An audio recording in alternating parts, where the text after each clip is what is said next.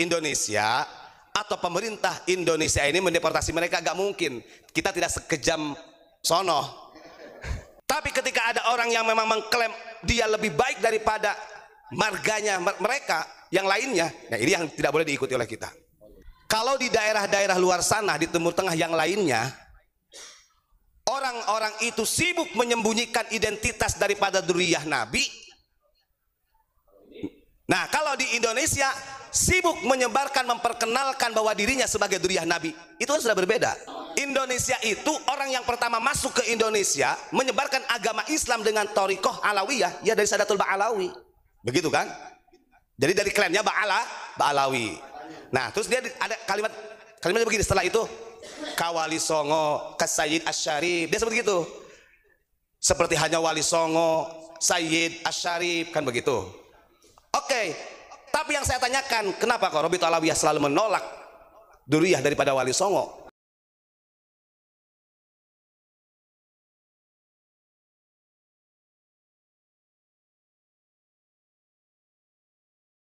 Jadi kalau kita mau tunjukkan, ada beberapa kitab yang memang kita juga baca gitu kan, dari Habib-Habib seperti itu. Pada intinya begini, kemarin sudah disampaikan oleh Ustaz Abdul Mujib, ada salah satu sahabat yang bernama Ka'ab bin Ahbar. Ka'ab al-Ahbar ini kan dia Yahudi dari Yaman. Maka ketika dia ini bertaubat dan ikut jejak Rasulullah ketika di masa Umar, di masa Umar, nyatanya beliau juga menjadi ahli muhadis, menjadi ahli riwayat hadis. Artinya polemik ini jangan dikaitkan dengan masalah istilahnya yang seakan-akan semuanya ini salah. Tidak ada yang bisa menjadi uswah.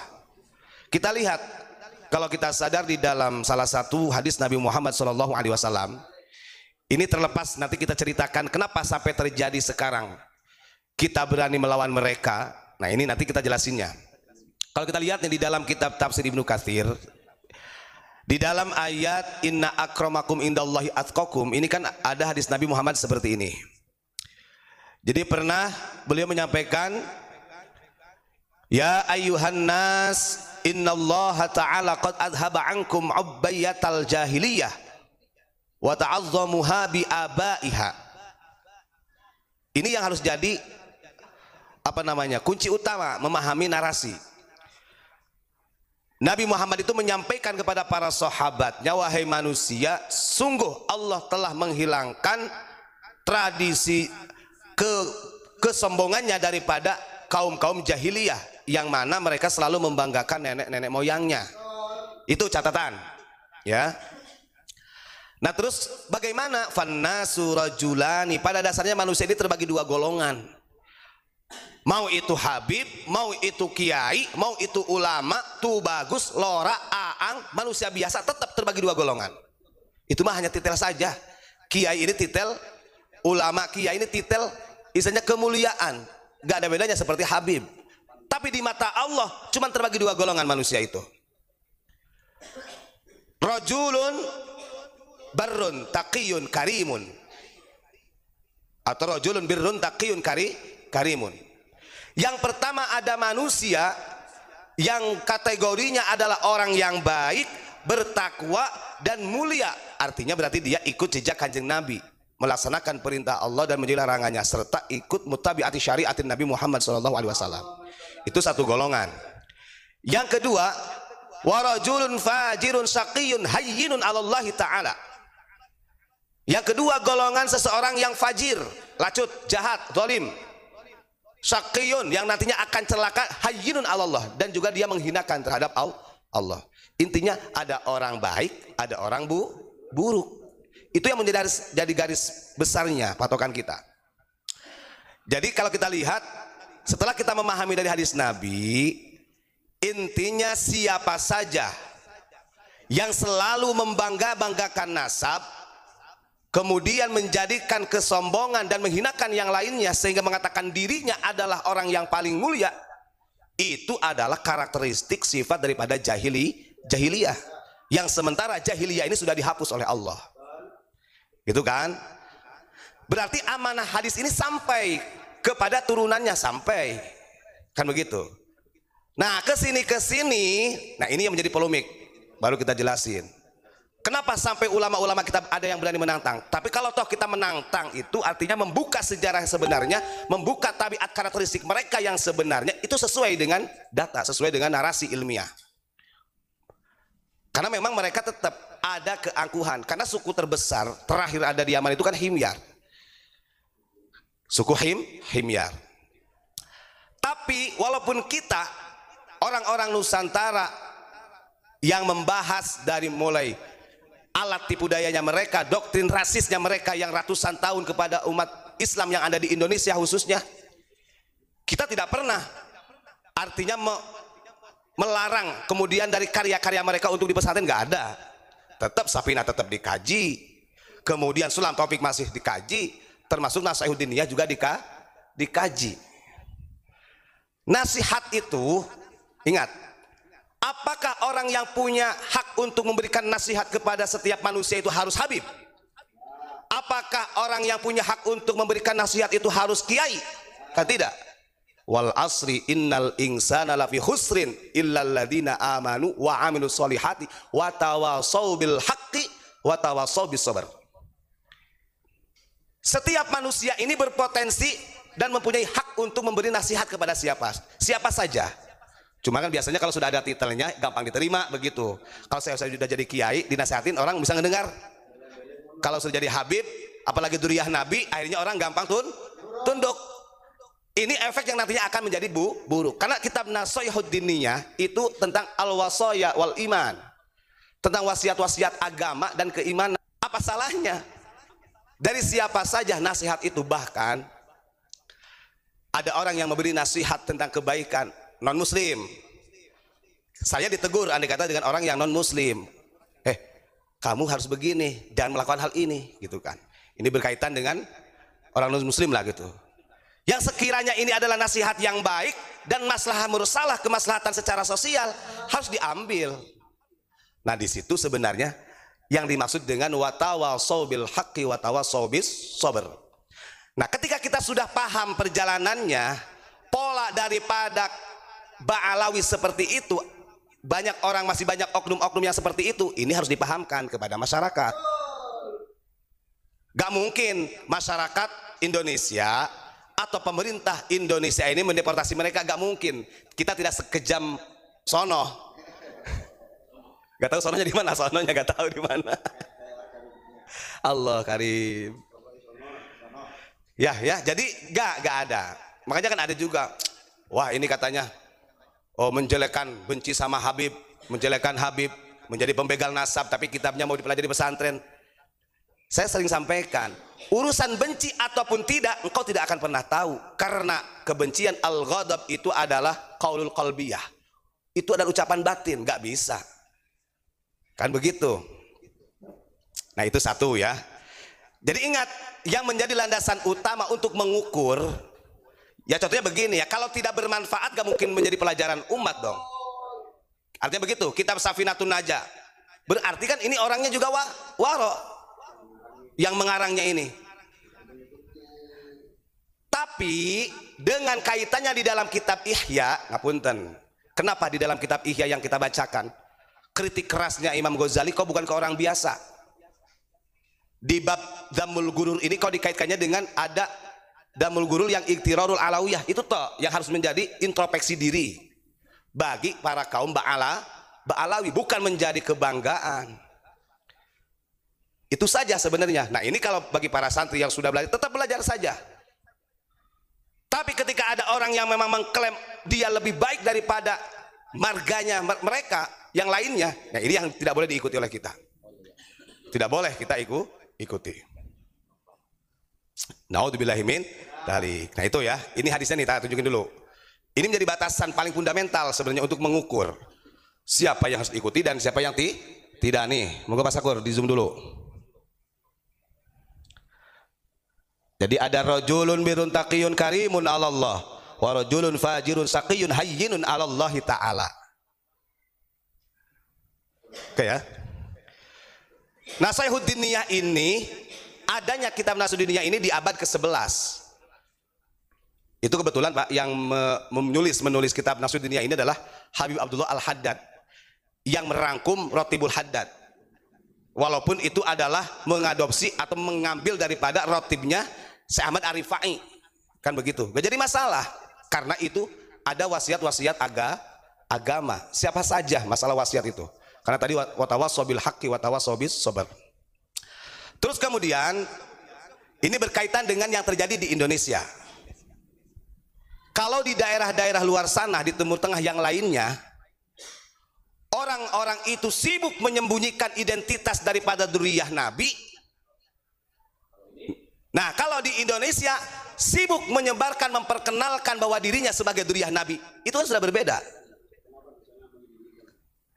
Karena begini, kenapa di luar sana mereka sampai menyembunyikan? Satu, ini sesuai dengan amanahnya Sayyidina Ali Zainal Abidin, keturunan dari Husain, Sayyidina Husain. Beliau itu kalau ada yang nyebut, ini Ahlul Bait, selalu nangis. Bahkan ketika ada orang, loh kenapa jenengan kok nangis, jenengan ini Ahlul Bait kok dijamin surganya oleh Allah. Beliau menolak hal itu. Itu bukan urusan saya. Ahlul Bait itu cuma 5 orang kata beliau. Satu itu. Yang kedua, yang paling menjadi rahasia secara geopolitik dunia nih. Kenapa identitas tentang As-Sayyid Asy-Syarif ini disembunyikan? Karena secara nyawa lahiriah begini terancam. Karena mereka nggak suka dengan dzurriyyah Nabi. Bisa jadi semua dzurriyyah Nabi itu harus dimusnahkan di muka bumi. Itu. Tapi kenapa di Indonesia? Nah, itu sebenarnya itu. Kita belajar dari sejarah itu saja sudah. Saking orang Indonesia itu baik-baik orangnya ya, loman. Padahal mereka nggak tahu orang Indonesia ini banyak dzurriyyah Sayyid Asy-Syarif. Cuman sudah sudah bercampur tanahnya. Jadi tanahnya udah bercampur. Jadi ada yang dari tanah Mesir, Mekah, Madinah bercampur dengan tanah Jawa. Jadi beginilah hasilnya, begini bentukannya seperti ini. Makanya jangan salah. Makanya kalau kata Nabi, di akhir zaman ini orang itu akan sulit mengukur daripada mana yang harus diikuti sebagai ulama. Dulu, kenapa para wali songo dari dzurriyyahnya wali songo tidak mau istilahnya membuka identitasnya? Ya di antaranya juga itu alasannya. Ancamannya sangat besar. Di sisi lain memang banyak orang-orang yang tidak suka. Secara lembaga Rabithah Alawiyah ini juga ada agak-agak aneh nih saya tuh kadang-kadang. Maulana Habib Luti mengatakan begini, kembali dalam bahasa Arabnya. Kan li anna sadatal ba'alawi. Nah kita ngapunten, kita berani membaca kitab seperti ini memang karena disuruh Abu Yama Magufron ya. Karena kalau nggak disuruh ya nggak berani. Backingannya pusat. Backingannya pusat.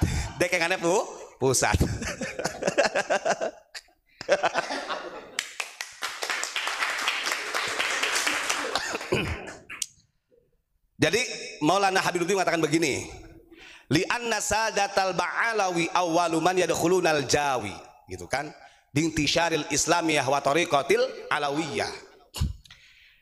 Dia mengatakan kepada para habib yang lainnya dengan doktrin rasis. Kalau saya katakan doktrin rasis tuh ya terserahlah, mau saya nanti dimarahin sama para pecintanya Habib nggak apa-apa. Ini kita membuka bahasanya beliau. Indonesia itu orang yang pertama masuk ke Indonesia menyebarkan agama Islam dengan thariqah alawiyah ya dari Sadatul Ba'alawi. Begitu kan? Jadi dari klannya Ba'alawi. Nah, terus dia ada kalimatnya begini setelah itu, Kawali Songo, Sayyid Asy-Syarif. Dia seperti itu. Seperti hanya Wali Songo, Sayyid Asy-Syarif, kan begitu. Oke. Tapi yang saya tanyakan, kenapa kok Rabithah Alawiyah selalu menolak dzurriyyah daripada Wali Songo? Kan begitu. Ada apa di situ? Sementara mereka ingin mengklaim bahwa Wali Songo ini Ba'alawi, kan begitu. Nah ini bahasanya Habib Lutfi, bukan bahasanya saya gitu ya. Ya monggo. Cek. Sebelum dilanjutkan oleh Ustaz Tubat, saya mau bertanya ini ya. Ketika dibukanya klan Ba'alawi itu masih zaman penjajahan apa sudah merdeka? Populer di Indonesia maksudnya. Pemberontakan Indonesia. Ya sebenarnya kan kalau kita lihat Rabithah Alawiyah kan berdiri pada 1928. Artinya klan Ba'alawi itu memang sebelum merdeka sudah ada. Sebelum merdeka sudah ada, zaman peperangan sibuk-sibuknya kita perang itu perang sama siapa itu? Ya sama para penjajah. Maksudnya dari negara? Termasuk ada Jepang ya, Republik pertama ya Belanda, itu jelas ya. Saya kan Belanda dulu toh. Ya Belanda dulu. Nah sekarang yang terkenal Mufti Batavia itu siapa? Mufti Batavia ini adalah klan Ba'alawi, namanya Habib Utsman bin Yahya. Nah terus dia ini diajukan oleh Senok, orang orientalis. Oleh Senok Horgenjo ini diajukan kepada pemerintah Hindia Belanda supaya di Batavia ini ada muftinya. Nah berarti kan dia membuka dirinya sebagai Duria, berarti kan karena ada dekengannya. Iya dekengannya itu ada. Pantesan. Ada dekengannya. Terima kasih, lanjutkan Pak. Monggo. Lanjut. Begitu ya. Nah itu jadi ya makanya kita flashback sedikit. Dengan apa yang disampaikan oleh Habib Lutfi, kita berani membantah. Jauh-jauh hari sebelum Ba'alawi masuk ke Indonesia, ke Nusantara, As-Sayyid Asy-Syarif lebih duluan yang membawa Islam. Begitu. Itu kan namanya doktrin rasis. Ini kita disebut rasis. Kita membela orang kita. Yang paling gobloknya lagi, orang kita membela mereka orang sono. Nah ini goblok lagi orang. Lah iya. Masya Allah. Terus saya tadi juga mendownload juga PDF-nya kitab Minhajul Istiqomah tadi yang disampaikan. Karya dari Mufti Batavia yang diangkat oleh pemerintah Hindia Belanda sebagai Mufti Batavia, namanya Utsman bin Yahya. Tadi saya baca-baca karena kebetulan kitab Minhajul Istiqomah karya Habib Utsman bin Yahya ini menggunakan bahasa Melayu. Dia berani mengatakan begini, ketika perang Cilegon, di Geger Cilegon itu melawan kolonial Belanda, orang pribumi disebut gurur, bahasanya gurur. Siapa saja yang melawan pemerintah yang sah, yang pada waktu itu adalah Hindia Belanda, berarti itu gurur. Itu makar dan itu adalah pemberontakan sampai mengharamkan untuk jihad. Alasannya karena tidak sesuai dengan syarat rukun jihad, kan begitu. Kalau memang itu mau digunakan, ya kalau kitab itu mau digunakan, saya tanya kepada para habaib yang suka jihad tuh, harusnya dari keturunan-keturunannya yang menjadikan Habib Utsman bin Yahya sebagai patokan di dalam hal jihad, gak akan ada demo di Indonesia. Gak akan ada yang namanya Monaslimin 212. Monaslimin. Salah, ngapunten. Karena secara rukun syaratnya nggak tepat. Kemarin disampaikan ada 5 rukun atau syarat kita menjadikan untuk jihad. Ini kan mereka juga sudah hianat dengan kitab Minhajul Istiqomah. Padahal faktanya ketika Habib Utsman bin Yahya mengeluarkan fatwa seperti itu, kondisi di Cilegon, di wilayah Banten darurat, mau tidak mau harus pasang badan. Ini kiai-kiainya ditangkap oleh kolonial Belanda, bahkan atas restu dari Utsman bin Yahya dihukum mati, digantung. Siapa itu? Karena yang memberikan fatwa Utsman bin Yahya dianggap siapa saja yang memerangi pemerintahan yang sah, kata dia waktu itu kolonial Belanda, Hindia Belanda, berarti harus dihukum mati karena gurur. Sadis di sini loh. Saya sudah download PDF-nya. Saya punya kitab Ba'alawi ini, Manhajus Sawi punya. Terus kitab apa lagi ini? Kitab Minhajul Istiqomah ada.